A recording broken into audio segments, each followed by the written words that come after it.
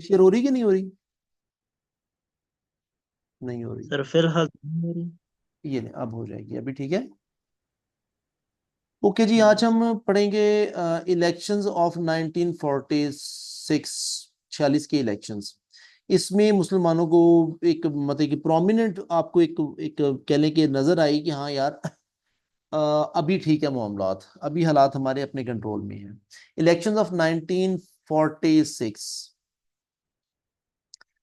अब रीजंस क्या थी? कहता है शिमला कॉन्फ्रेंस फेल हो चुकी थी, अभी हमने ऊपर पढ़ा है, उसका कोई रिजल्ट ही नहीं निकला, ठीक है।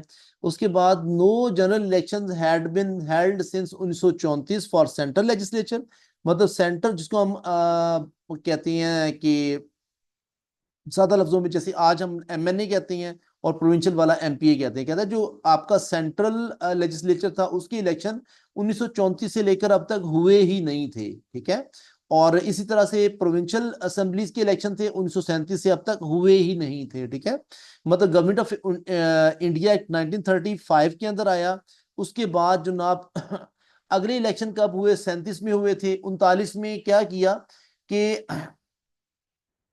अच्छा, ये हो गया जनाब आपका, ये काम नहीं हुआ था एक तो, ठीक है। तो गवर्नमेंट ने सोचा कि यार इलेक्शंस करवाते हैं, एक तो लोग मसरूफ होंगे, दूसरा वो जो उनका इनकी तवज्जो बढ़ जाएगी, और फिर उसके बाद हमें भी थोड़ा टाइम मिल जाएगा, तो इसके ऊपर हम काम कर लेंगे। नंबर 2 कहता है viceroy announced elections for provincial and central legislature to be held in 1945 and 46, ठीक है कि जी इसमें हम इलेक्शंस करवाएंगे। Muslim League contested to indicate two elementary points, दो पॉइंट्स मुस्लिम लीग ने उठाए, वो कौन कौन से? क्या कहता है? That it represented all Indian Muslims, कि जनाब तमाम इंडियन मुस्लिम्स हैं, उनकी नुमाइंदा जमात मुस्लिम लीग है। India will not remain N undivided country, और दूसरी क्या चीज कि जनाब इंडिया अनडिवाइडेड नहीं होगा, कि मतलब सिंपल जो ट्रांसफर ऑफ पावर है वो नहीं होगी, बल्कि पहले डिवीजन होगी देन ट्रांसफर ऑफ पावर होगी, जिसका जो बनेगा उसको मिलेगा। अब कांग्रेस ने इसमें क्या पॉइंट्स उठाए? उसके मेन पॉइंट्स ये थे दैट, उससे इंडिया मुसलमानों से बिल्कुल ऑपोजिट थे, that it represented all Indians. अब उन्होंने कहा था कि वी रिप्रेजेंटेड इंडियन मुस्लिम्स, इन्होंने कहा कि वी रिप्रेजेंट ऑल इंडियंस, मतलब एक ही जमात है इंडिया की, जो तमाम कम्युनिटीज को, हिंदू मुसलमान और तमाम जो माइनॉरिटीज है उनको रिप्रेजेंट कर रही है। India will remain one undivided country, की इंडिया की तकसीम नहीं होगी, मतलब उसी के टोटल ऑपोजिट दोनों मुतालबे कांग्रेस ने कर दिए। नंबर 5 देखिए, Muslim League won all Muslim seats in central assembly, और किस तरह से 495 टोटल सीटें थी उनके पास, उसमें से 428 विन कर गई। एक अच्छा खासा मतलब प्रोमिनेंट फिगर नजर आया इसमें इनको। मुस्लिम सीट्स ये हो गया। उसके बाद कहते हैं कि Muslim seats in the provincial assemblies वगैरह वगैरह। अच्छा, नंबर 6 है Congress won majority of seats in the Hindu majority areas, और जो कांग्रेस है उसने सीटें अपनी हिंदू मेजॉरिटी एरियाज में भी विन की। अच्छा, उसके बाद आ गया कि जी आपका elections provided the Muslim league was representative party of the Indian Muslims, तो इस चीज ने प्रूव किया कि जनाब जो मुसलमानों को अगर कोई रिप्रेजेंट कर रहा है तो ऑल इंडिया मुस्लिम लीग है। अब दिल्ली कन्वेंशन 1946 क्या चीज है? इस कामयाबी के बाद क्या हुआ? कहते हैं कि इन 19 इन अप्रैल 1946 after the election Jinnah called a convention, एक मीटिंग हेल्ड की कायदे आजम ने एट दिल्ली, ठीक है। दिल्ली कन्वेंशन इस वजह से नाम रखा गया इसका। all those who had been elected as the members of the central and provincial assemblies from Muslim League, तो मतलब मुस्लिम लीग की सीटों पे जिन्होंने इलेक्शन लड़े थे वो भले सेंट्रल में हो भले प्रोविंशियल लेजिस्लेचर में हो, तो उनको कायदे आज़म ने कॉल किया, एक मीटिंग एक कन्वेंशन रखी, और उस कन्वेंशन को नाम दिया गया दिल्ली कन्वेंशन का, क्योंकि ये दिल्ली में रखी गई थी, ठीक है। और इसमें फ्यूचर कॉन्स्टिट्यूशन के ऊपर बात की गई कि जो हमें मसले मसाइल आ रही हैं उनके ऊपर उनको हमें सेटल डाउन कैसे करना है। Quaid-e Azam demanded that no matter how many problems obstruct their path, कोई मसला नहीं जितने भी मसाइल उनका रास्ता रोकें, ठीक है। No one could stop them from reaching their goal, की कोई भी चीज उनको उनके गोल से तक पहुंचने से नहीं रोक सकती। कहते हैं during this session mister Hussain Suhrawardy, बाद में हमारे प्राइम मिनिस्टर भी बने थे। अच्छा जी, उसके बाद mister Hussain Suhrawardy of Bengal passed a resolution that the areas where Muslims are in majority be constituted into a sovereign independent state areas of Bengal and Assam in the northeast and Punjab, NWFP, Sindh and Balochistan in the northwest of India. ये सारे वही areas थे कि इनमें से बंगाल वाले में से क्या हुआ था, मशरकी पाकिस्तान बन गया था, पंजाब केपी यानी एनडब्ल्यूएफपी सिंध और बलूचिस्तान में से मगरबी पाकिस्तान बन गया था। मतलब ये उस वक्त जो थे ना मेजॉरिटी एरिया थे, मुस्लिम मेजॉरिटी एरियाज थे। तो इसी वजह से अल्लामा इकबाल ने भी यही बात की थी कि ये एरियाज को मैं अलग स्टेट बनते हुए देख रहा हूँ। तो हुसैन शहीद सोहरवर्दी ने भी फिर यही बात की थी। अच्छा जी, कहते हैं कि okay, safety security and destiny of the Muslims lay only in the achievement of Pakistan. ठीक है, इसके बाद cabinet mission 1946, new cabinet, so new British government headed by prime minister Lord Attlee. और ये कब आया, कहता है कि अनाउंस ऑन फरवरी 1946 में that a special mission consisted of 3 cabinet ministers would be sent to India to discuss the constitutional issues with the viceroy and the Indian political leaders की, viceroy के साथ और इंडियन पॉलिटिकल लीडर्स हैं उनके साथ एक तीन मेंबरान के पर मुश्तमिल एक कैबिनेट बना के मिनिस्टर्स का भिजवाया इंडिया में। लॉर्ड अटैली ने भिजवाया और 19 फरवरी 1946 की बात है। मेंबर्स ऑफ द कैबिनेट कौन कौन थे, सर स्टेफर्ड क्रिप्स थे, ऑलरेडी हम इनको नाम पढ़ चुके हैं पहले इनका। एवी अलेक्जेंडर थे, ठीक है। उसके बाद First Lord of Admiralty and Lord Pethick Lawrence, ये 3 बंदे थे, 1 2 3 उस कमेटी के मेंबर थे। तो और ये क्या थे, सेक्रेटरी ऑफ द स्टेट थे। The mission arrived in New Delhi to solve the Indian deadlock, ये वही डेडलॉक था जो अब तक टूट नहीं पा रहा था, टूट ही नहीं रहा था। Sir Stafford Cripps was the most active member of the mission who only supported the Congress, ठीक है। और he arranged a joint conference in India. Congress was represented by the following leaders. Congress से वल्लभ भाई पटेल थे, नेहरू थे, अब्दुल कलाम आजाद थे, अब्दुल गफ्फार खान थे। और मुस्लिम लीग से कौन कौन आया, ये कायदे आजम थे, नवाब इस्माइल, लियाकत अली खान, सरदार अब्दुल रब निश्तर, ठीक है। 4 बंदे उनकी तरफ से है, 4 लीडर इनकी तरफ से है। Congress insisted in a single constituent assembly to make a future constitution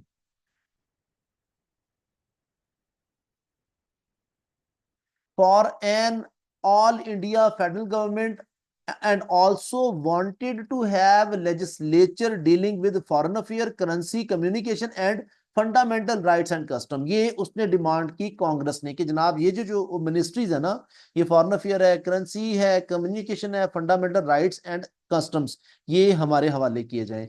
मुस्लिम लीग ने क्या उसमें कहा, कहता है कि Muslim League propose portfolios of external relations, ठीक है, जिसको वजारत खारजा कह सकते हैं, डिफेंस हो गया, कम्युनिकेशन फॉर द सेंटर। उन्होंने मुस्लिम लीग ने कहा कि ये वाले डिपार्टमेंट्स आप हमें दें, ठीक है, हमारे हैंड ओवर करें। और Congress propose addition of currency, customs, planning, fundamental rights in the centre and plebiscite in the Assam. Plebiscite बोलती हैं इस तस्वाबे राय को, कि आप उससे क्या रेफरेंडम करवा लेते हैं सादा लफ्जों में, ठीक है। कहां पे, असम और एनडब्ल्यूएफपी में इस्तेस्वाबे राय मतलब प्लेबसाइट करवाया जाए, ताकि पता चले कि लोग किसको वोट देना चाहते हैं। To determine the will of the people whether they wanted to join Muslim League और कांग्रेस, ठीक है। तो कहता है वहां पर इस्तेस्वाबे राय करके हम मालूम कर सकते हैं। अच्छा, इसके बाद number 9, Muslim League central and provincial legislators demanded through a resolution April 1946 के अंदर 6 that the 6 provinces Punjab, Sindh etc should be constituted into sovereign state of Pakistan, कि इन मुस्लिम मेजॉरिटी के एरिया को उठाकर ये पाकिस्तान की शक्ल दे दे। and the constitution making body set up by the people of Pakistan and India for forming their own respective constitution। मतलब उसने कहा कि जो आप 6 सूबे कौन कौन से जो उधर हुसैन शहीद सरवर्दी ने कहा था, असम, बंगाल और बाकी पंजाब, सिंध, बलूचिस्तान, यानी उसको एनडब्ल्यूएफपी और बलूचिस्तान, मतलब ये 6 सूबे इकट्ठे करें, इनको एक आप यूनिट बना दें, ठीक है। और इन एक यूनिट में अलग से एक कॉन्स्टिट्यूशन लगा दें, और जो बाकी एरियाज हैं उनको इकट्ठा करें, उनमें दूसरी लगा दें, मतलब इंडिया की इंडिया में लगा दें, पाकिस्तान की पाकिस्तान में लगा दें। तो सादा लफ्जों में डिवीजन के ऊपर बात की गई थी इसमें। So there was a deadlock as neither party accepted the proposal of the other, कि कोई भी नहीं मानने को तैयार था, वजह मान लेता तो मारा गया, इस वजह से डेडलॉक नहीं टूट रहा था। सो इन मई 1946 the mission and viceroy published a statement containing their own solution of the constitution problem. लिहाजा उन्होंने क्या कहा कि इसका हल हम खुद ही निकाल देते हैं, आप लोगों से कुछ नहीं होने वाला। The main point of the plan was to keep single federal system of India, or on economic, administrative and military grounds they refused partition, but for protection of Muslim culture recommended the right of self determination for the Muslims। मतलब उन्होंने कहा कि हम आप जो economic, जो आपका finance है सादा लफ्जों में, आपका एडमिनिस्ट्रेटिव है और मिलिट्री ग्राउंड्स हैं, ये हम नहीं देंगे, बाकी आपको दे देते हैं। उन्होंने कहा कि दो प्लान बनाए, शॉर्ट टर्म प्लान और लॉन्ग टर्म प्लान। गवर्नमेंट ने कहा कि एक शॉर्ट टर्म प्लान बना लेते हैं, उसका लॉन्ग टर्म बना लेते हैं। शॉर्ट टर्म में क्या होगा, लॉन्ग टर्म में क्या होगा, देख लेते हैं। कहता है कि कैबिनेट मिशन दो बनाएगी, शॉर्ट टर्म और लॉन्ग टर्म। इंटरम गवर्नमेंट, अच्छा उसने कहा, क्या कहा जी कि शॉर्ट टर्म में क्या करने जा रहे हैं, शॉर्ट टर्म में क्या इंटरम गवर्नमेंट, लॉन्ग टर्म में क्या है सेंट्रल गवर्नमेंट। मतलब फॉर द टाइम बीइंग हम क्या करते हैं कि एक अबूरी हुकूमत बना लेते हैं, उसके बाद हम सेंट्रल गवर्नमेंट बना लेंगे। और इसके बाद जनाब उसने कहा कि तीन ग्रुप बनाए उसके, ग्रुप ए, ग्रुप बी और ग्रुप सी। ग्रुप ए में कौन से एरियाज शामिल थे उन्होंने किए, कहते हैं ग्रुप ए में हिंदू मेजॉरिटी एरियाज शामिल किए उन्होंने, और ग्रुप बी में पंजाब और बलूचिस्तान, मतलब सादा लफ्जों में मुस्लिम एरियाज, मतलब 62% आबादी उनकी। और सी में क्या है, बंगाल असम, 51% यहाँ मुसलमान थे। वैसे भी इनमें वो असम के अंदर भी प्लेबिसाइड करवाया गया था, एनी हाउ। तो उसके बाद लॉन्ग, मतलब ये था उसके लिए शॉर्ट टर्म। शॉर्ट टर्म में क्या था कि इंटरिम गवर्नमेंट बना ली जाए, और लॉन्ग टर्म में क्या था, establishment of central government both British India and the states responsible to the central government regarding union subjects of foreign affair, defence, finance and communication. और there should be three groups, हम बात कर ही चुके हैं, ग्रुप ए की, group B की, group C की। ए में हिंदू मेजोरिटी एरियाज थे, और बी में हमारे पास मुस्लिम मेजोरिटी एरियाज थे, सी में असम और जो बंगाल था, आई थिंक सो, एक मिनट, अभी अभी पढ़ा हमने, उसमें असम और बंगाल थे, बिल्कुल ऐसे ही है। तो ये तीन उन्होंने प्लान बना लिए। ये इतना सारा याद करने की जरूरत नहीं है, लेकिन हम स्टोरी के लिए पढ़ रहे हैं ताकि चीजें हमारी नजर से गुजरे, ठीक है। ये सारे वही, ग्रुप बी था और ये ग्रुप सी था। पंजाब, बंगाल, असम इसमें आ गए। NWFP, मतलब पंजाब, NWFP यानी केपी, सिंध और बलूचिस्तान बी में आ गए, और बस। अच्छा, शॉर्ट टर्म प्लान में उन्होंने क्या कहा, कहता है proposed the setting up of interim government in the centre in which all portfolios would be held by Indian nationals. Interim में तमाम पोर्टफोलियोज वो दे रहे थे। Congress criticised the plan and demanded transfer of power to Hindu dominated legislature in the resolution, कि जनाब जो हिंदू है ना सिर्फ उनको दी जाए, मुसलमानों का इनसे लेना देना कोई नहीं है। Muslim league met on 3rd June 1946 and decided to accept both long term short term, ठीक है। अब दोनों में काम ठीक था, तो कायदे आज़म ने कहा कि हम एक्सेप्ट कर लेते हैं। कांग्रेस ने रिफ्यूज कर दिया, क्योंकि उन्होंने सीधा सीधा कहा कि जनाब एक इंटरम में हम क्या करते हैं, शॉर्ट टर्म में इंटरम में बना लेते हैं, उसमें कांग्रेस भी आ जाए, उसमें मुस्लिम लीग भी आ जाए, दोनों मिलकर गवर्नमेंट बना लें, ठीक हो गया। और लॉन्ग टर्म में भी यही बात की गई, जब सेंटर में आपने गवर्नमेंट बनानी है तो ये चीज कांग्रेस के लिए एक्सेप्टेबल नहीं थी। Congress refuse to include Muslim League in the interim government. They objected to क्या, इक्वालिटी ऑफ सीट्स, कि जनाब सीटें बराबर की ना दी जाए मुसलमानों को। Why only Muslim League members to receive all Muslim seats, ठीक है, कि मुसलमानों की जो सीट्स हैं वो सिर्फ मुस्लिम लीगों की क्यों दी जाएं। ये दो ऑब्जेक्शन उन्होंने लगाए कांग्रेस ने। और वायसराय डिस्ट्रीब्यूटेड 12 सीट्स, कैसे, 5 सीट उसने कांग्रेस को दी थी, कि 5 कांग्रेस के पास, 5 मुस्लिम लीग के पास, ये हो गई 10। एक सिखों को दी और एक क्रिश्चियंस को दी, ठीक है, टोटल 12 सीटें डिवाइड होगी। अब कांग्रेस ने रौला डाला कि नहीं जी नहीं, ऐसा ना करें, हमें उनसे ज्यादा सीटें दें, हम नहीं मानते इस चीज को। Congress demanded that 1 Muslim League seat to be given to a non leaguer appointed by the Congress, के एक भले दे मुसलमान को ही लेकिन उसको अपॉइंट कौन करे, कांग्रेस करे। जाहिर है वो कठपुतली अपनी मर्जी का लाना चाहते थे। मतलब बेसिकली कहता है कि इनको 4 दे दें आप, और जो इनका 5वां है वो ये नहीं डिसाइड करें बल्कि कांग्रेस खुद डिसाइड करे, वो ये चाहते थे। तो क्या हुआ, कांग्रेस डिमांड ये हो गया। अच्छा, इसके बाद after this demand by Congress, viceroy ने क्या किया, सीटें उसने बढ़ा के 12 से 13 कर दी। उनके चलो मसला ही खत्म करते हैं। उन्होंने कहा जी हम मुस्लिम लीग को 5 ही रहने देते हैं, आपको 6 कर देते हैं, सिखों की भी 1 और क्रिश्चियंस की भी 1 कर देते हैं। ठीक है, 5 6 11 और 2 13। Congress still refuse to accept the plan. Viceroy issued invitation to 14 people to join the interim government. The list included Quaid-e Azam who refuse to join. अब Viceroy announced that the government's plan of forming an interim government, even if 2 major parties rejected it. Government ने कहा कि जनाब हमने interim government लानी है, भले इसको जो मेजर पार्टीज कौन सी हैं, कांग्रेस और मुस्लिम लीग, भले वो रिजेक्ट कर दें। आ सीक्रेट, अब अंडर द टेबल क्या कहानी चल गई उसमें, क्या हुआ, a secret agreement between Gandhi Patel and the mission was made, and it stated that if Congress refused to join the interim government, Muslim League would not be allowed to join the interim government. उन्होंने जनाब ये plan बनाया कि हम refuse कर देते हैं कि हम नहीं ज्वाइन कर रहे, ठीक है, हम ज्वाइन नहीं करेंगे, लेकिन मुस्लिम लीग को वो कमीशन ज्वाइन नहीं करने देगा। ठीक है, तो सो Congress rejected this plan but accepted long term plan. Congress ने क्या कहा कि हम जो इंटरिम गवर्नमेंट वाला शॉर्ट टर्म प्लान है वो नहीं मानते, लेकिन जो लॉन्ग टर्म है उसको मान लेते हैं। अब मुस्लिम लीग ने क्या किया इस मौका पर कहता है कि Muslim League accepted both short term and long term plan, but viceroy did not offer Muslim League to form government. क्योंकि देखिए वायसराय ने कहा था कि कोई आए या ना आए हमने गवर्नमेंट बना देनी है। ठीक है, जो आएगा गवर्नमेंट वो बना लेगा। इस पे कायदे ने कहा कि ठीक है, हमें तो कांग्रेस मुस्लिम लीग ने तो पहले ही कहते हैं हमें शॉर्ट टर्म भी मंजूर है, हमें लॉन्ग टर्म भी मंजूर है।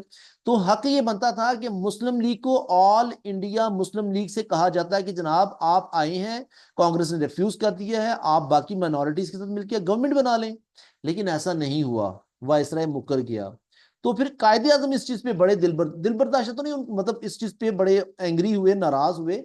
तो उन्होंने फिर इस दगाबाजी को जो है डायरेक्ट एक्शन डे के नाम से मनाया कि यार हमने जब शॉर्ट टर्म लॉन्ग टर्म दोनों एक्सेप्ट कर लिए, तो आपने कहा था कि जो एक्सेप्ट कर लेगा वो गवर्नमेंट बना ले। कांग्रेस तो वैसे आउट हो गई क्योंकि उन्होंने शॉर्ट टर्म पे रिफ्यूज कर दिया था। तो आप हमें गवर्नमेंट बनाने दें, लेकिन वायसराय बैकआउट कर गया। तो कायदे आजम ने फिर इसको डायरेक्ट एक्शन डे 1946 में मनाया। 16 अगस्त 1946 डेट याद रखिएगा, ये जो डेट है डायरेक्ट एक्शन डे की है। Muslim League observed as direct action day. Sir ये एमसीक्यूज आया था। आया था डायरेक्ट एक्शन डे का। Yes sir. हाँ ठीक है, पता है क्या, देखिए अगर मैं डायरेक्ट बढ़ाता ना कि डायरेक्ट एक्शन डे, हाँ रट्टा आपने भी मारा हुआ है मैंने भी मारा हुआ है, ठीक है, तो उसका फायदा नहीं है। अब हमें ये पढ़ने के बाद पता चला कि यार बैक एंड पे कहानी खिचड़ी क्या पक रही थी, क्यों कायदे ने मनाया।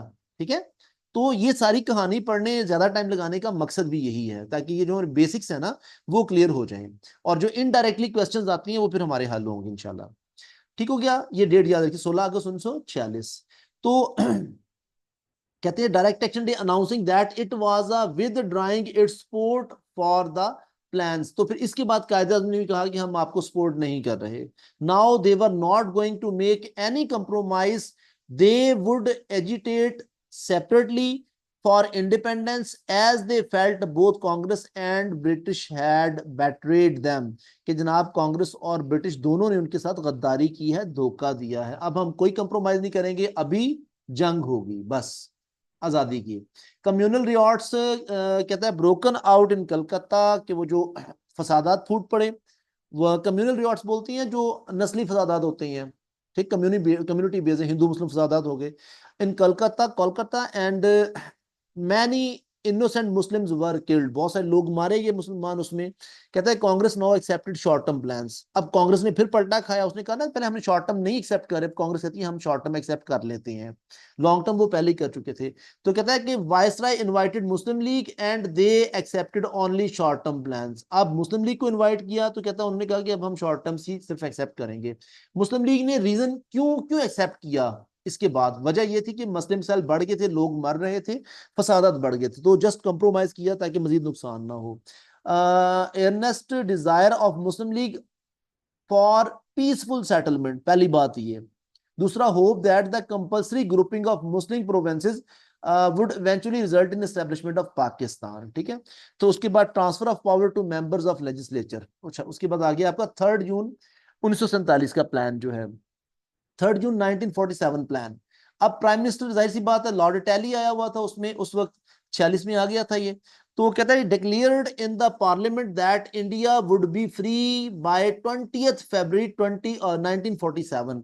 उसने अनाउंस कर दिया पार्लियामेंट में अपने में कि जनाब 20 फरवरी 1947 से इंडिया को आजाद कर दिया जाएगा। Lord Mountbatten was appointed last viceroy, जिसने लॉर्ड वेवल को रिप्लेस किया, ठीक है। सेकंड लास्ट वाइसराय कौन था? लॉर्ड वेवल था, और आखिरी वाइसराय कौन था? लॉर्ड माउंट बैटन था, ठीक है। और अच्छा, he arrived in March 1947 when India was in engulfed in communal riots, ठीक है। तो क्या हुआ कि Muslim League demanded independence immediately and Congress demanded transfer of power to the Hindi dominated areas by Hindus. कि मुस्लिम लीग ने कहा कि आप इंडिपेंडेंस दें, और हिंदुओं ने कहा कि आप ट्रांसफर ऑफ पावर करें जल्दी से जल्दी, और सिर्फ हिंदुओं करें। Viceroy started negotiation with the Indian leaders and by April 1947 worked on the partition plan. After it was approved by the British government, the plan issued on 3 June 1947। इसी वजह से इसको 3 जून 1947 का मंसूबा बोला गया। इसके सेलेंट फीचर्स क्या थे? Punjab, provinces of Punjab and Bengal were to be divided. आधा पंजाब उनके पास आ गया, आधा हमारे पास। बंगाल की भी ये सूरत हाल थी। The Muslim majority were group together and given to the Muslims. This decision was to be made by a simple majority, ठीक है। जहां मेजोरिटी में थे वो मुसलमानों के पास, हिंदू वाले हिंदुओं के पास आ गए। Number 2, Indians shall form the constitution of the India constitution was applicable only to those areas where people accept, ठीक है। नई जो कॉन्स्टिट्यूशन है वहां पे एप्लीकेबल होगी जहां पर लोग एक्सेप्ट करेंगे। जो पुरानी रखना चाहे वो पुरानी भी रख सकते हैं।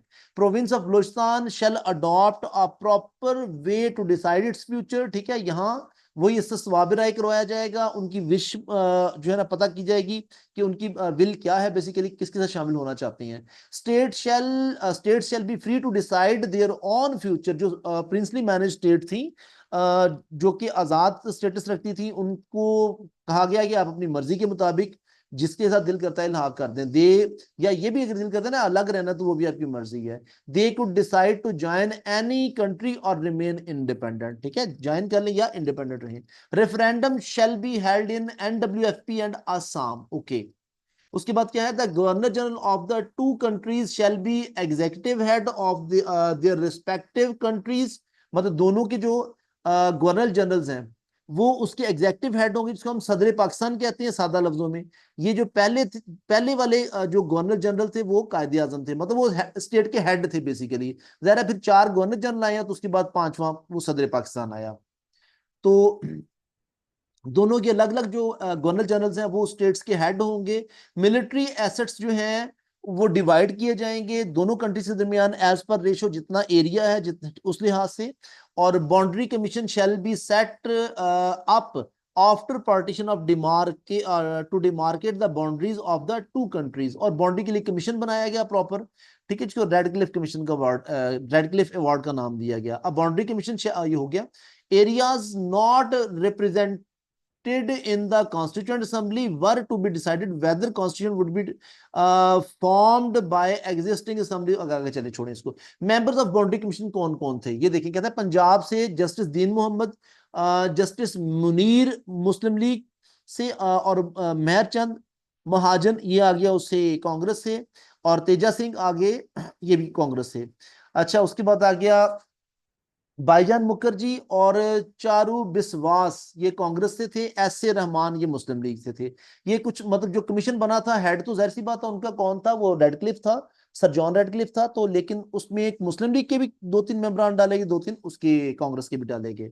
Boundary commission 29 June 1947 award announced on 17th August, कायदे आजम gave 3 proposal regarding the composition of the boundary commission. क्या UN should be entrusted responsibility for demarcation of the boundaries, की UN को responsibility दें कि वो जो हदबंदी है, demarcation है, boundary है, वो करवा दें.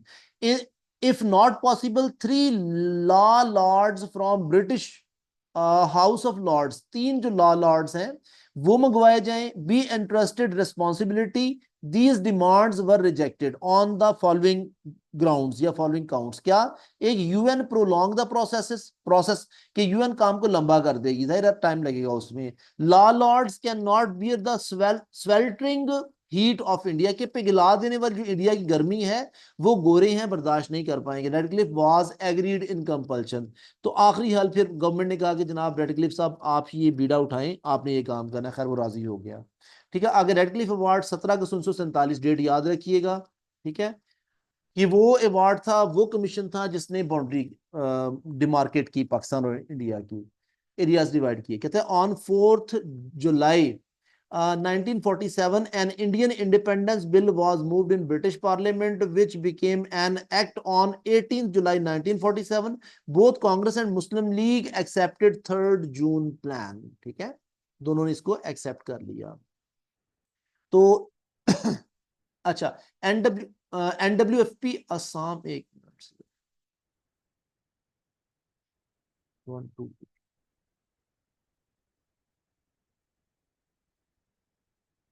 नंबर 3 है एनडब्ल्यूएफपी सिंध आसाम, जिसको सेलेट बोलते थे, and Muslim League areas of Bengal Punjab, ये इकट्ठा करके उन्होंने पाकिस्तान बना दिया. ये हमारा बन गया था इसको आसाम और बंगाल को मिला के हमारा बन गया था मशरकी पाकिस्तान, और बाकी जो 4 एरियाज हैं, 4 प्रोविंसेस हैं, वो मिला के बन गया हमारा मगरबी Pakistan. 2 boundary commissions headed by Sir John Cyril Radcliffe was appointed to demarcate the boundaries. India and Pakistan both accepted the commission, और Lord Mountbatten gave power to Radcliffe to make the award in case of deadlock. तो अभी Lord Mountbatten ने कहा कि अगर अब भी deadlock रहता है ना तो आपने अपनी मर्जी का वो डिवीजन कर देनी है. ठीक हो क्या?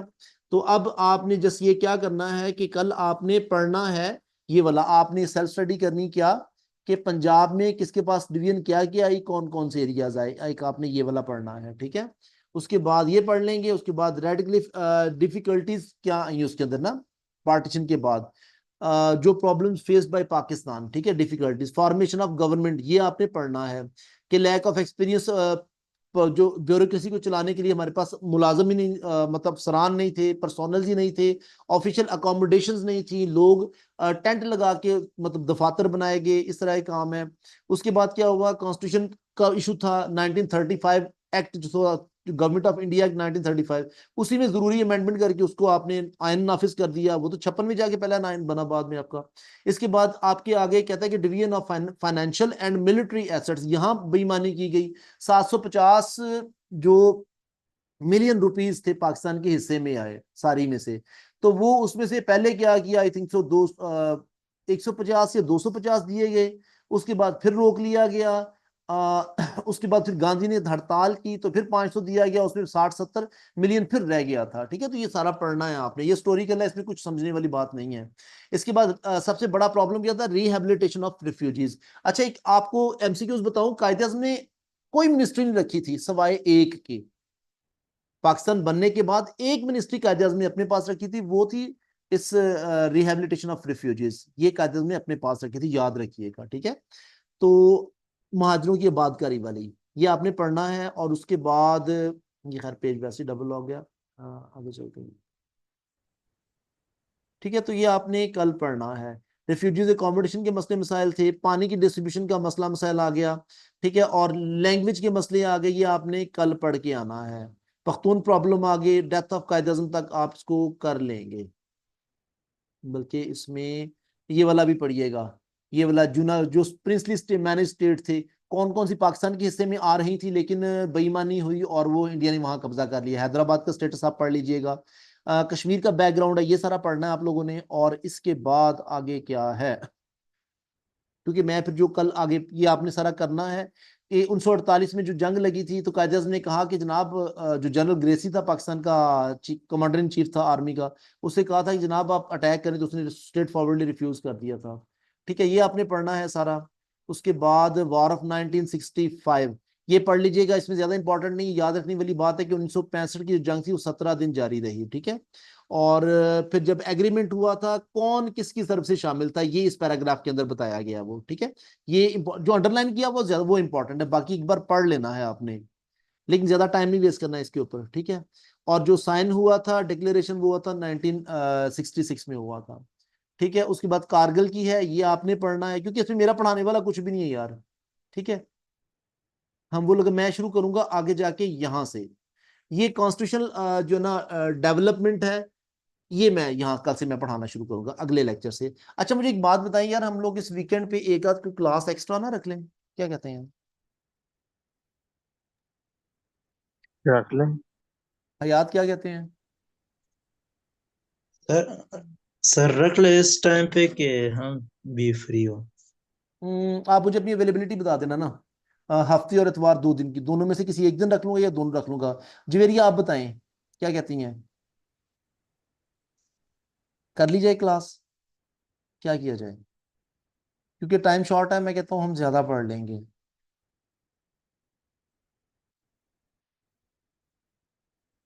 तो ये सर आप आपने ये नहीं कहा जी, छप्पन के आइन, बाठ के आइन, जियाउल का दौर, वो यही आ रहा है ना, जुल्फकार अली भुट्टो का। कॉन्स्टिट्यूशनल डेवलपमेंट यही है ना कि कॉन्स्टिट्यूशन कब बना। ये अच्छा आगे अच्छा। आएंगे तो ये देखे ना, आगे आपका 56 का आईना आ गया, इसके कॉन्स्ट इसकी क्या उसको बैकग्राउंड था, फिर जनाब किसने क्या क्या करतूत किए वो सारे हम इसमें पढ़ेंगे।